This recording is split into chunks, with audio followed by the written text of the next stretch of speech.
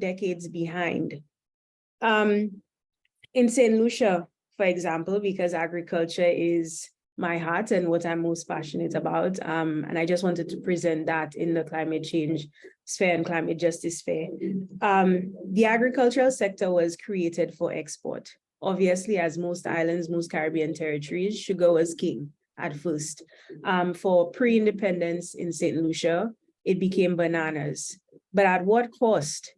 Our rainforests, our valleys were cleared for monoculture. Our soils were infected by pesticides that to this day affect persons. If you look at the cases against Monsanto in Martinique, there have been large hundreds of cases of farmers who directly linked the pesticide use to their cancer, and some of them their unlikely deaths. So, and well, unfortunately, in countries like St. Lucia, no research has been done. I remember, because I was honestly a banana baby, very vividly, I grew up in a household, not only with my parents, but with my grandparents in a rural community, farming family on both sides.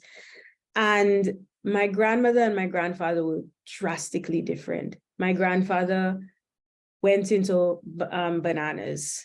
I can understand why, because at the end of the day, bananas did create a middle class in St. Lucia and other export markets, so agricultural export markets in the Caribbean did create a middle class before it was literally the plantocracy and obviously the persons, the former children of slaves.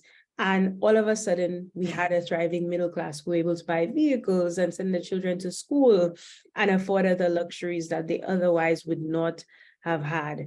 And my grandfather obviously went into bananas with the mindset, obviously, to grow wealth within his household and his community. But interestingly enough, my grandmother was the one that I say she was a climate justice activist and an environmentalist before I even recognized, and I know she didn't recognize it. She actually dominated diversification. To this day, the fruit trees that grow around our house are because of her. To this day, while banana died several times, and is still dying in my country, she instilled in us the need to plant vegetables, fruits, roots and tubers, and so forth. She instilled in us the need to use less pesticides because for some reason she realized the effects on our health, perhaps. She also realized how it was to be climate resilient. I remember very early on with her, rainwater harvesting was something that I learned almost like washing dishes. I remembered how to make compost tea for the farm very early on. I remembered how to observe certain leaves that she had grown purposely, that their coats would turn white if there was a storm or a hurricane coming.